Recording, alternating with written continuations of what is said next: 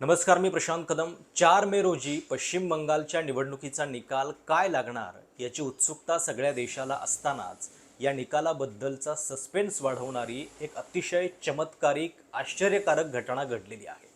Exit पोलच्या दुनियेत जे आजवर घडलेलं नव्हतं ते झाल्यामुळं त्याच्या पाठीमागं नेमकं कारण काय याच्याबद्दलची बरीच चर्चा होऊ लागलेली आहे. तुम्हाला माहिती आहे, मतदान संपलं की निवडणूक निकाल येईपर्यंत मधले जे 48 तास असतात त्या 48 तासामध्ये एक्झिट पोल हे सध्या बरंच थैमान घालत असतात आणि त्याच्या पाठीमागं कुठली नेमकी सायंटिफिक मेथोडॉलॉजी आहे, एक्झिट पोलची विश्वासार्हता किती, याच्याबद्दलचे अनेक प्रश्न निर्माण होत असतानाच एक एक्झिट पोल, आणि तो देखील ॲक्सिस माय इंडियासारख्या एका नामांकित संस्थेचा, त्यांनी अचानकपणे सांगितलं की पश्चिम बंगालमधला एक्झिट पोल आम्ही जाहीर करणार नाही आहे.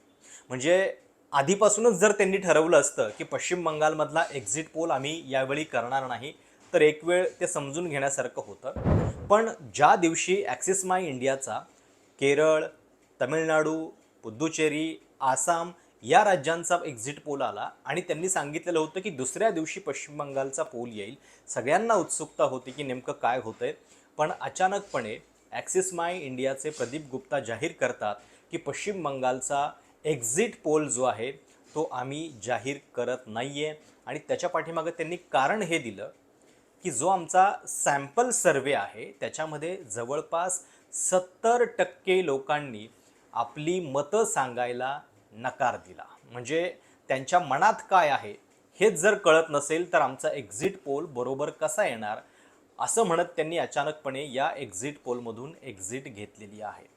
पण हा प्रकार जो आहे तो दिसतो तितका साधा नाही आहे. त्याच्या पाठीमागं अजून काही गोष्टी आहेत का हे आपण बघितलं पाहिजे. म्हणजे जर ॲक्सिस माय इंडियाला असा अनुभव येतो, तर बाकीच्या ज्या 5-6 संस्था आहेत ज्यांनी बंगालचा एक्झिट पोल जाहीर केलेला आहे आणि ज्याच्यामध्ये BJPला बहुमत देऊन टाकलेलं आहे, त्यांच्या बाबतीत हा प्रॉब्लेम आलेला नव्हता का? केवळ ॲक्सिस माय इंडियाच्या बाबतीतच हा प्रकार झाला का, की ॲक्सिस माय इंडिया हे जास्त प्रामाणिक आहेत आणि त्यामुळं त्या प्रामाणिक भूमिकेतून हे लोक आता सांगतायत की आमच्या बाबतीत हा अनुभव आला?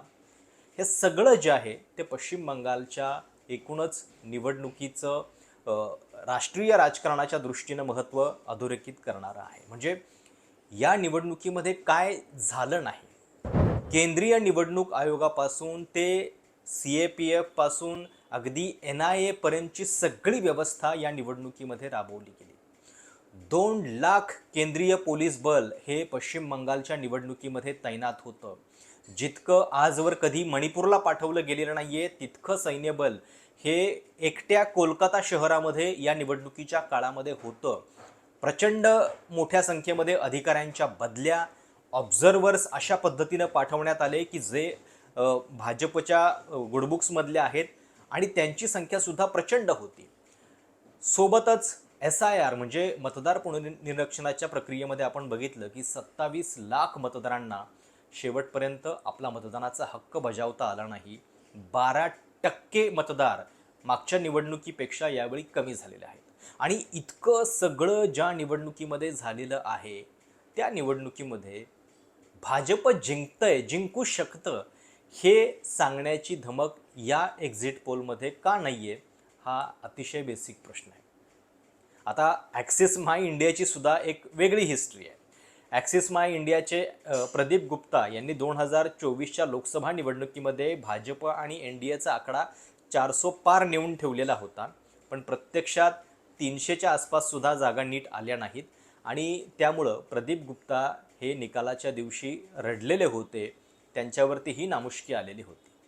आणि पश्चिम बंगालमध्ये अचानकपणे त्यांनी हे जे केलेलं आहे त्याच्या कारणं जी आहेत जर आपण बघितली की का असं होतंय, की आणि मुळात हे लक्षात घ्या की एक्झिट पोल जे आहेत ते केवळ वातावरण निर्मितीसाठी असतात. अनेकदा आपण बघितलेलं आहे की एक्झिट पोल सांगतात एक आणि होतं भलतंच.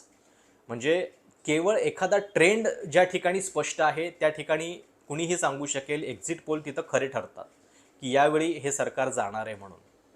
पण अनेकदा कुठलीही सायंटिफिक मेथड नसताना एक्झिट पोल नेमके कशासाठी सांगितले जातात आणि ते शेअर मार्केटसाठीच आहेत का? कारण एक्झिट पोलच्या सगळ्या त्या उत्साहावरती एक दोन दिवस शेअर बाजारामध्ये उलाढाल होते आणि प्रत्यक्ष निकालाच्या दिवशी पुन्हा वेगळे आकडे असतात। एक्झिट पोल नेमके असतात कशासाठी हा प्रश्न असताना जर ॲक्सिस माय इंडिया अचानकपणे हा पोल रद्द करत असेल तर त्याचे आपण एक 4 सिनारिओ जे आहेत ते व्यवस्थित डिस्कस करू शकतो। पहिला सिनारिओ कदाचित हा असेल की BJP ही क्लिअर मेजॉरिटी पश्चिम बंगालमध्ये मिळवते आहे। म्हणजे जर प्रदीप गुप्तांच्या एक्झिट पोलमध्ये असे आकडे आलेले असते की त्यांना विश्वास होत नाहीये, इतक्या प्रचंड बहुमतानं भाजप तिथं जिंकतंय आणि तृणमूल काहीतरी अगदी 40-50 जागात जिंकतंय आणि त्यांना या आकड्यांवरती विश्वास बसत नाहीये, म्हणून त्यांनी पोल रद्द केला, हा पहिला सिनारिओ असू शकतो। पण ही शक्यता फार कमी आहे, कारण भाजप जर इतक्या प्रचंड बहुमतानं जिंकतंय तर ते दाखवायला एक्झिट पोल काही लाजणार नाहीत। याच ॲक्सिस माय इंडियाचा तमिळनाडूमधला एक पोल आहे ज्याच्यामध्ये ते थलपती विजयची जी पार्टी आहे TVK त्यांना विजय मिळतोय असं दाखवतायत। म्हणजे ही एकमेव एजन्सी आहे ॲक्सिस माय इंडिया की जे तमिळनाडूमध्ये हा एकदम वेगळा रिझल्ट दाखवतायत। त्यामुळं वेगळा रिझल्ट जर हा असेल की भाजपला प्रचंड बहुमत मिळतंय तर ते दाखवायला एक्झिट पोल काही लाजणार नाहीत, प्रदीप गुप्ता माघार घेणार नाहीत। दुसरी कदाचित प्रोबॅबिलिटी अशी असू शकते की TMC प्रचंड मोठ्या बहुमतानं जिंकते आणि जर त्यांच्या डेटामध्ये हे सापडलं असेल की हा डेटा रिलीज करणं, भाजपचा पराभव होतोय आणि त्याच्यामुळं भाजप दुखावेल, त्यांना निगेटिव्ह पॉलिटिकल मेसेजिंग नको आहे आता या क्षणी, तर त्या पार्श्वभूमीवरती त्यांनी हे आकडे रोखलेले असावेत का, ही दुसरी शक्यता असू शकते, ज्याच्यामध्ये थोडाफार वाव आहे असं म्हणायला की हे होऊ शकतं। तिसरी गोष्ट कदाचित अशी पण असेल की BJP जिंकते आहे, पण BJP जिंकल्याचं दाखवलं तर TMC दुखावेल म्हणून एक्झिट पोल माघारी घेतला आहे का? पण हे होणं अशक्य आहे, कारण गुप्ता जे आहेत, प्रदीप गुप्ता यांनी याच्या आधी अनेक ट्रेंडमध्ये भाजपला जिंकताना दाखवलेलं आहे आणि कधी त्यांनी भाजपला आजवर दुखावलेलं नाही आहे। त्यामुळं अशा पद्धतीनं हा जो सिनारिओ आहे की केवळ ते TMCला दुखावला जाईल म्हणून पोल दाखवणार नाहीत असं तर होणार नाही। आणि चौथा सिनारिओ असा असू शकतो की TMC जिंकतंय पण भाजपचं प्रेशर आहे की हे आकडे दाखवू नका, त्याच्यामुळं निगेटिव्ह सेंटिमेंट येईल, तर कदाचित हेच याचं सर्वात मोठं कारण असू शकतं का, याच्याबद्दल आपण विचार केला पाहिजे। म्हणजे ज्या एक्झिट पोलचा धंदाच आहे मुळात की आकडे दाखवणे आणि आकड्यांची चर्चा करणं, ते आकडे दाखवायला म्हणजे ते कसेही असतील, तुम्ही ते दाखवायला एवढं मागे हटायचं काय कारण आहे?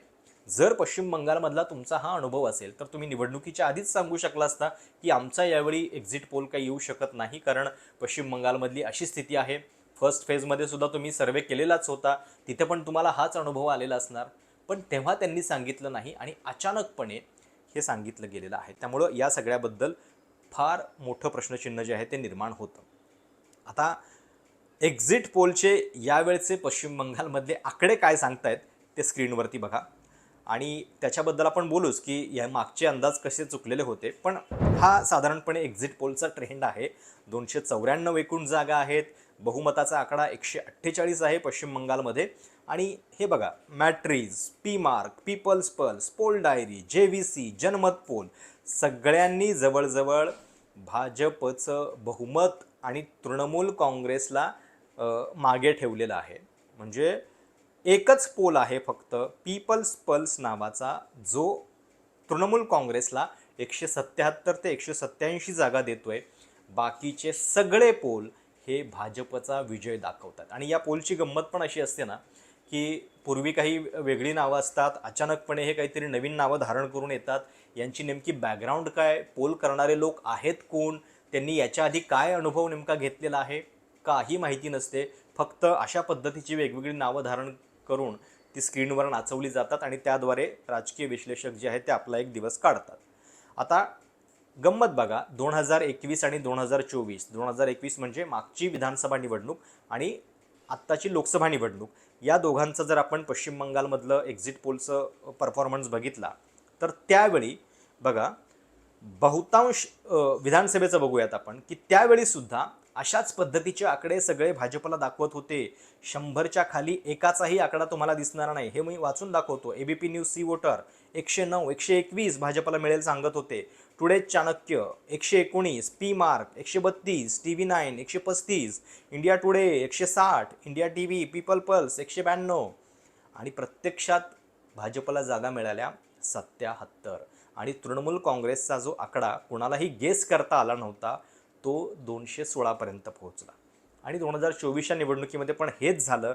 लोकसभेला सगळे भाजपचा आकडा जो आहे तो 20च्या खाली नाही, 23, 24, 25, 26 दाखवत होते. प्रत्यक्षात भाजपच्या जागा पश्चिम बंगालमध्ये आलेल्या आहेत 12 आणि तृणमूल काँग्रेसच्या 29.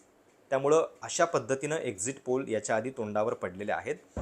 कारण पश्चिम बंगालमध्ये मी पण निवडणुकीसाठी 1-2 वेळा जाऊन आलेलो आहे. तिथली ही परिस्थिती नक्की आहे की लोक सहजपणे रस्त्यावरती बोलायला तयार नसतात आणि त्यामुळं तुम्हाला अंदाज लावणं जे आहे ते अवघड असतं. आता याच निवडणुकीमध्ये मतदान संपल्यानंतर बऱ्याच गोष्टी घडत आहेत. कालचं एक दृश्य इतकं भयानक आहे. तृणमूल काँग्रेसने या संदर्भात आक्षेप घेतला की ज्या ठिकाणी स्ट्रॉंग रूम आहे त्या स्ट्रॉंग रूमच्या इथे अचानकपणे तिथले अधिकारी पोहोचले आणि त्यांनी काही बॅलेट बॉक्सेस ओपन करायला सुरुवात केली. त्याच्याबद्दल तृणमूल काँग्रेसनं असं म्हटलं की this is the murder of democracy in broad daylight. CCTV footage has exposed how BJP in active collusion with the ECI is opening ballot boxes without the presence of any relevant party stakeholder. कुठलाही राजकीय पक्षांचा प्रतिनिधी तिथं नाहीये, पण तरीसुद्धा strong रूममध्ये अशा पद्धतीनं बॅलेट बॉक्सेस ओपन केले जात आहेत. आता त्याच्यावरती इलेक्शन कमिशनचं रिप्लाय काय आला आहे? त्यांचं म्हणणं असं होतं की आम्ही हे बॅलेट बॉक्सेस सेग्रिगेट करण्याचा कार्यक्रम होता, ज्याच्याबद्दल सगळ्यांना आधी कळवलेलं होतं आणि ही नेहमीची प्रक्रिया आहे. मुळात प्रश्न हा आहे की अनेकदा बॅलेट बॉक्सेसमध्येच निवडणुकीचा निकाल जो आहे तो फिरताना दिसतो कमी मतांवरती आणि जे काही करायचं आहे ते बॅलेट बॉक्समध्ये सुद्धा करता येऊ शकतं. अशावेळी तिथं राजकीय पक्षांचे प्रतिनिधी नसताना हे करण्याचा प्रघात का? आणि नंतर निवडणूक आयोगाचं स्पष्टीकरण काय आलं की पुन्हा असा प्रकार घडणार नाही. पुन्हा घडणार नाही म्हणजे काय? अशा पद्धतीनं जर तुम्ही करत असाल तर आधी त्याच्याबद्दलचं एक्सप्लेनेशन यायला पाहिजे. ते मात्र पूर्णपणे समाधानकारक आपल्याला दिसत नाही. त्यामुळं अशा पद्धतीने ही अतिशय इंटरेस्टिंग निवडणूक होत चाललेली आहे पश्चिम बंगालची. आपण असं म्हणत नाही आहे की एक्झिट पोल अगदीच खोटे ठरतील. काय नेमकं होतं आहे ते तिथं आपल्याला कळेलच. आणि या संपूर्ण निवडणुकीमध्ये तृणमूल काँग्रेसला ज्या पद्धतीनं लढावं लागलेलं आहे, ज्या ज्या गोष्टी सहन कराव्या लागलेल्या आहेत त्या म्हणजे प्रचंड मोठ्या प्रमाणातल्या आहेत. म्हणजे केंद्रीय निवडणूक आयोगाचा, केंद्रीय यंत्रणांचा सगळा हस्तक्षेप आणि मतदानाच्या दिवशी शेवटपर्यंत कुठेही या सगळ्यामध्ये डोकं वर काढू देऊ नये अशा पद्धतीची यंत्रणा सगळी लावण्यात आलेली होती. आता याचा मुकाबला ममता बॅनर्जी नेमक्या कशा करतायत, 4 मे रोजी काय होतं हे आपल्याला कळेलच. पण एक्झिट पोलच्या बाबतीत घडलेली ही अशी घटना आणि एक्झिट पोलचीच एक्झिट कशामुळं झाली असावी हे मात्र अतिशय म्हणजे कुतूहलाचा विषय आहे. तुम्हाला या सगळ्याबद्दल नेमकं काय वाटतं? तुमच्या प्रतिक्रिया आवर्जून कळवा. चॅनल सबस्क्राईब करायला विसरू नका. धन्यवाद.